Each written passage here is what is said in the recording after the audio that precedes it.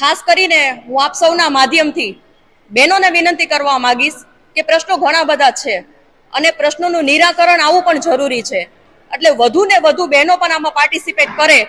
એ મારી આપ સૌને વિનંતી છે અને આપને આહવાન કરી રહી છું કે તમે આમાં પાર્ટિસિપેટ કરો અને સુશાંતિ આપણે સ્થાપિત કરી શકીએ એના માટે એક ભાગરૂપ થઈએ. અને આના માટે થઈને આપણે સ્કૂલ છે, કોલેજ છે, પછી એરિયા છે કે મહિલાઓ કોલેજો છે, એમાં પણ અમે બહેનોને આહવાન કરીએ છીએ કે આપ આવો અને આમાં પાર્ટિસિપેટ કરો. Thank you. રાષ્ટ્રીય શાળા ખાતે જે પ્રેસ કોન્ફરન્સ છે એમાં કોંગ્રેસ પરિવાર વતી હું હાર્દિક સ્વાગત કરું છું. ઘણા છેલ્લા સમયથી રાજકોટ મહાનગરપાલિકાના અનેક કુશાસન તરીકે લોકોની અંદર એક માનસિક છવાયેલું છે કે રાજકોટ મહાનગરપાલિકામાં છાસવારે પ્રિન્ટ મીડિયા અને ઇલેક્ટ્રિક મીડિયાઓ દ્વારા જે રીતના ભ્રષ્ટાચારના કિસ્સાઓ, અલગ અલગ કિસ્સાઓ બહાર આવતા હોય છે, જેનાથી રાજકોટની પ્રજા ત્રાહિયામ છે. પ્રિન્ટ મીડિયાની અંદર, ઇલેક્ટ્રિક મીડિયાની અંદર દરરોજ તમે જુઓ તો ક્યાંક ને ક્યાંક રાજકોટ મહાનગરપાલિકાનો એકાદો ઇસ્યુ ન હોય જે હાઇલાઇટ થયો હોય એવો, અને લોકોને પ્રાણ પ્રશ્ને નડતો પ્રશ્ન ન હોય એવું લગભગ છેલ્લા 1 વર્ષથી બન્યું નથી. ત્યારે એક વિરોધ પક્ષ તરીકે કોંગ્રેસ પાર્ટીએ ઘણા બધા ભૂતકાળની અંદર કોંગ્રેસ પરિવાર દ્વારા કાર્યક્રમો પણ આપવામાં આવ્યા. લોકોની વેદનાને વાચા આપવાનો પ્રયત્ન જેમ પ્રિન્ટ મીડિયા અને ઇલેક્ટ્રિક મીડિયા કરે છે એવી જ રીતે કોંગ્રેસ પરિવાર પણ પ્રયત્ન કરી અને લોકોની વેદનાને વાચા આપવાનો પ્રયત્ન કરી રહ્યા છે. યુથ કોંગ્રેસ અને NSUIના માધ્યમથી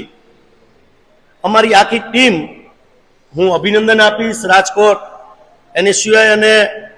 રાજકોટ શહેર યુથ કોંગ્રેસને. એમને એક સરસ વિચાર આવ્યો કે રાજદીપભાઈ, આ ઘણા બધા પ્રશ્નો આવતા રહે છે મહાનગરપાલિકાના, લોકો ક્યાંય જાહેરની અંદર મહાનગરપાલિકાની ચર્ચા પ્રેસ મીડિયામાં તો થતી હોય છે, ચા પીવા જાય ત્યાં પણ થતી હોય છે, પાનના ગલ્લે ઊભા હોય ત્યાં પણ થતી હોય છે, મૂવીની અંદર મૂવી જોવા જાય ત્યારે પણ રાજકોટ મહાનગરપાલિકાની ચર્ચા થતી હોય છે. સમગ્ર રાજકોટની અંદર અત્યારે આ પ્રશ્ન લોકોના દિલની અંદર ખૂંચી રહ્યો છે. ઘણા વિરોધ પક્ષ વગર પણ લોકો રસ્તા ઉપર ઉતરે એવા બનાવો પણ હમણાં આપણે આ વરસાદની સિઝનમાં જોયા કે જ્યાં કોંગ્રેસ પાર્ટીનો એક પણ વર્કર ન હોય, માત્ર રાજકોટના રહીશો હોય અને પણ રોડ ઉપર ઉતરા હોય. કુશાસનથી માણસો જ્યારે ત્રાહિયામ થઈ ગયા છે ત્યારે યુથ કોંગ્રેસ NSUI દ્વારા એક વિચાર રજૂ કરવામાં આવ્યો છે. હું આપની વચ્ચે મૂકું છું કે રાજકોટની જનતાને, વિદ્યાર્થી વર્ગ, યુવા વર્ગ, મહિલા વર્ગ, જે રાજકોટમાં વસતા લોકો છે એમના માટે કે શહેર NSUI અને યુથ કોંગ્રેસ દ્વારા એક નિબંધ સ્પર્ધાનું આયોજન કરવામાં આવ્યું છે. નો નેગેટિવ, ભારતીય જનતા પાર્ટીનું શાસન છે, પણ ભારતીય જનતા પાર્ટીના શાસનને ભ્રષ્ટાચારી કેવું એ પછીની વાત છે, પણ રાજકોટ શહેર માટે મહાનગરપાલિકામાં સુશાસન કઈ રીતે પ્રસ્થાપિત કરી શકાય એના માટેના આશરે 1500 થી 2000 શબ્દોની નિબંધ સ્પર્ધાનું આયોજન યુથ કોંગ્રેસ અને NSUI દ્વારા આજથી આપની સામે રિલીઝ કરીએ છીએ અને તારીખ 1/10/2024 લગીને 20 દિવસનો સમય મળશે. એ સમયની અંદર કોઈ પણ રાજકોટનો નાગરિક છે એના વિચાર રજૂ કરી શકશે કે સુશાસન કઈ રીતે થઈ શકે. અને જે એ બધા નિબંધો યુથ કોંગ્રેસ અને NSUI પાસે આવશે એની અંદર એક તજજ્ઞની કમિટી બનાવવામાં આવશે. એ કમિટીમાંથી પહેલો નંબર, બીજો નંબર અને ત્રીજો નંબર, પ્રથમ ઇનામ છે એ 51,000નું ઇનામ યુથ કોંગ્રેસ અને NSUI દ્વારા આપવામાં આવશે. બીજું જે ઇનામ છે એ 21,000 રૂપિયા આપવામાં આવશે. ત્રીજું ઇનામ છે એ 11,000 રૂપિયા આપવામાં આવશે. અને જે લોકો પાર્ટિસિપેટ આની અંદર કરશે એને યુથ કોંગ્રેસ અને NSUI નું એક સર્ટિફિકેટ આપવામાં આવશે કે જે લોકોની વેદના છે એને વાચા આપવાનો નિબંધ સ્પર્ધા તરીકે યુથ કોંગ્રેસ અને NSUI કાર્યક્રમ કર્યો છે. એની અંદર કોઈ છે એ ડેનેજ વિશે લખી શકે, પ્રાથમિક શિક્ષણ જે મહાનગરપાલિકાનું ખાડે ગયું છે એના વિશે લખી શકે, વેરો જે ઉઘરાવા જઈ રહી છે કોર્પોરેશન, નળવેરો ઉઘરાવે છે એના ઉપર લખી શકે, જે અત્યારે આપણે રસ્તામાં જોઈએ છીએ કે રોડ થયા હોય અને 2 મહિના પછી જે રોડની પરિસ્થિતિ છે એના ઉપર લખી શકાય, જે રોશની શાખા છે તો એના ઉપર લખી શકાય, જે કોર્પોરેશનના ડિપાર્ટમેન્ટો છે કચરાની જે પરિસ્થિતિ છે એના ઉપર લખી શકાય, રમતગમતના મેદાનો પૂરતા નથી, રાજકોટમાં બાળકોને રમવું હોય, પોતાનું વ્યક્તિત્વ ડેવલપ કરવું હોય તો ક્યાં રમવા જાય કોન્ક્રીટ જંગલની અંદર, એ પણ પ્લોટ ફાળવવામાં નથી આવતા એના ઉપર લખી શકાય, બાગ બગીચાઓ છે એ પણ પોષ વિસ્તારોની અંદર છે પણ આપણે છેવાડાના વિસ્તારો જે રાજકોટમાં પડ્યા છે ત્યાં પણ નથી, આરોગ્ય વ્યવસ્થા પણ તમે જોવા જાવ તો એ પણ ખાડે ગયેલી છે. એટલે આ લોકોની વેદનાને આપના ઇલેક્ટ્રિક મીડિયા અને પ્રિન્ટ મીડિયાની હાજરીમાં અમે લોકો સુધી એક મેસેજ પહોંચાડવા માંગીએ છીએ કે આપના પ્રશ્નને વાચા આપવા માટે યુથ કોંગ્રેસે NSUએ આ કાર્યક્રમ કર્યો છે. તો એવા સૂચનો આપો કે જે સૂચનો અમે પણ મીડિયાની સમક્ષ રાજકોટની જનતા એવા સૂચનો આપે કે જેથી કરીને જે સત્તાધીશો છે જેની કામ કરવાની લાલસા રહી નથી, માત્ર ને માત્ર પોતાના કાર્યક્રમોમાં રાજનેતાઓ વ્યસ્ત રહે છે, એ પ્રજાના પ્રશ્નોમાં વ્યસ્ત રહે એ પ્રકારનો આ કાર્યક્રમ અમે કરવા જઈ રહ્યા છીએ અને અમને આશા છે કે રાજકોટની જનતા એવા પ્રશ્નને વાચા આપશે જેથી રાજકોટની વર્તમાન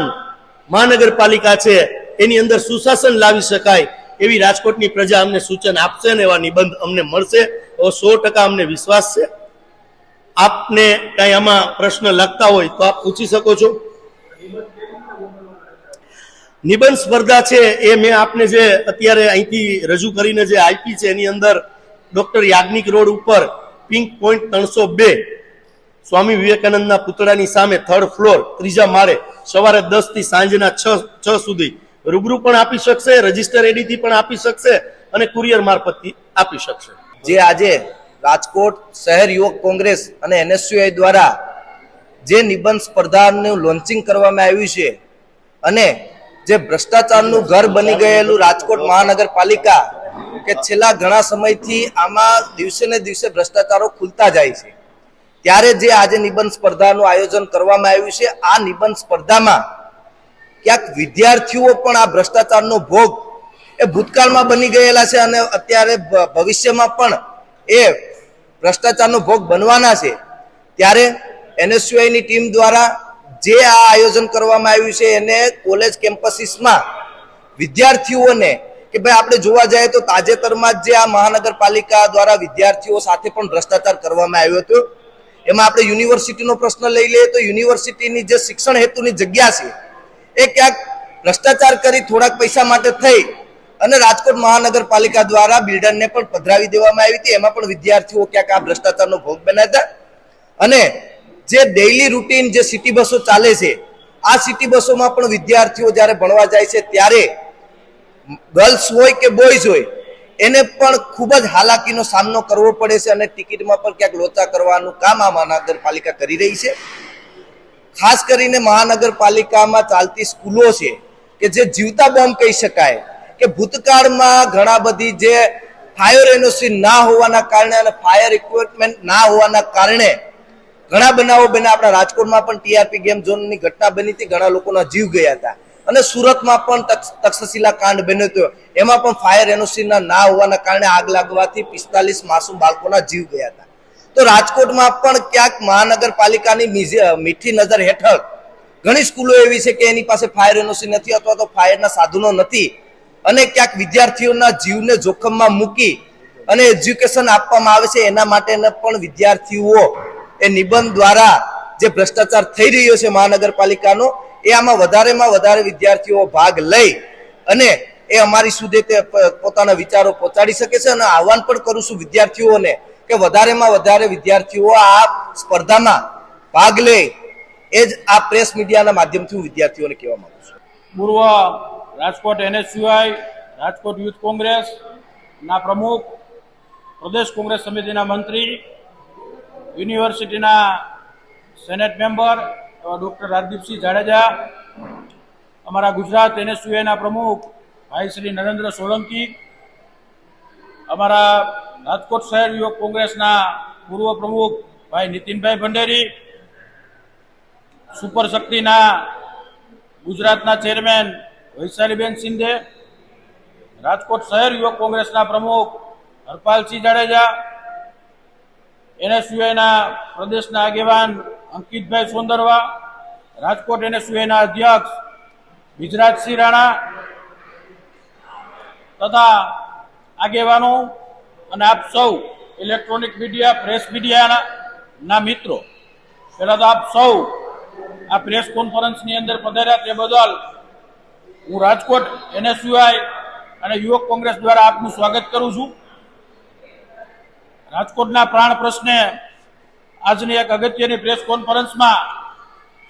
હવે હું વિનંતી કરીશ ડોક્ટર રાજદીપસિંહ જાડેજાને કે આ પ્રેસ કોન્ફરન્સને સંબોધે. રાજદીપસિંહ. રાજકોટના ડામર રોડ જે બને છે એની અંદર થરની માથે થર કરવા બને અને એની જગ્યાએ તમારું જે રાજકોટના જનતાના જે મકાનો રહ્યા એ ક્યાંક ને ક્યાંક નીચા થતા, એટલે એની જે ચોક્કસ સરકારની ગાઈડલાઈન છે કે તમારે આટલા ફૂટનો રોડ હોવો જોઈએ, આટલા ફૂટને ખોદવાનો અને ત્યારબાદ રોડ કરવાનો, એ પણ ફોલો નથી થતું, એટલે એની ઉપર પણ લખી શકાશે. હવે હું અમારા મહિલા સુપર શક્તિના ચેરમેન બેન શ્રી વૈશાલીબેનને કહીશ કે મહિલાઓને અને રાજકોટના વિદ્યાર્થીનીઓને કઈ રીતના આપણે આ અભિયાનમાં ભાગીદાર બનાવીશું.